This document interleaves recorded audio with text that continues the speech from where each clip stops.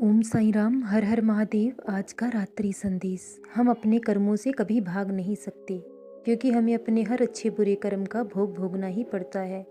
इंसान का जीवन एक समुद्र की तरह है, जिसमें ज्वार भाटा आता ही रहता है। जीवन में कोई भी परिस्थिति ज़्यादा समय तक नहीं रह सकती, क्योंकि परिवर्तन ही इस सृष्टि का नियम है। कभी जीवन में तूफान आ जाता है और कभी ठंडी हवाएं चलने लगती हैं। कभी कभी जीवन में ऐसी तेज अग्नि की तरह जलाने वाली चिंगारियां उत्पन्न हो जाती हैं, जो हमारे जीवन को तबाह कर देती हैं। जो इंसान हर हालात, हर परिस्थिति में उस परमात्मा का ध्यान करता है, तो कोई भी परिस्थिति उसे झुका नहीं सकती। कुछ लोग कहते हैं कि परमात्मा नहीं है, अगर है तो उनका दर्शन कराओ। कहाँ हैं वो? क्या हम कभी हवा को देख सकते हैं? क्या हमने कभी अपने मन को देखा है? हम उन्हें महसूस कर सकते हैं।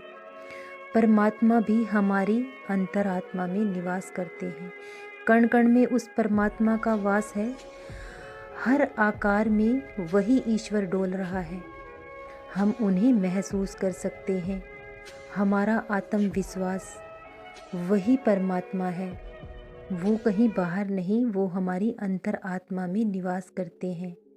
अगर परमात्मा को पाना है तो उन्हें महसूस करना होगा, क्योंकि परमात्मा तो हर पल हर घड़ी हमारे साथ है।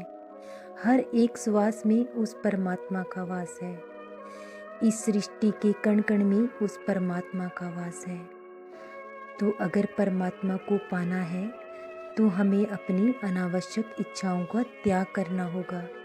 जब हम अपनी अनावश्यक इच्छाओं का त्याग कर देंगे, मन को अपने वश में कर लेंगे, तो वह परमात्मा हमें एक दिन अवश्य मिलेंगे। क्योंकि हमारे जीवन का यही उद्देश्य है, उस परमात्मा को पाना। इसलिए हमें हर पल हर घड़ी उस परमात्मा का ध्यान करना चाहिए। सबसे प्रेम करना चाहिए, सबका आदर करना चाहिए।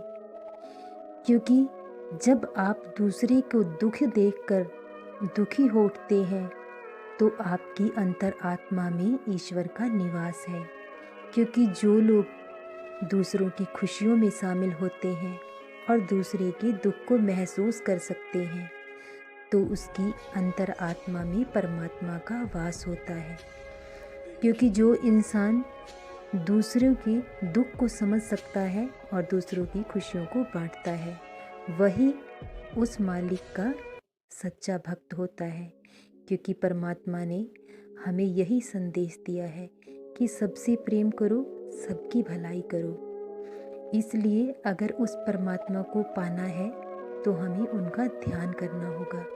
जितना समय हम लोगों को खुश करने में लगाते हैं, फिर भी हमें कहीं ना कहीं गलत ठहरा दिया जाता है।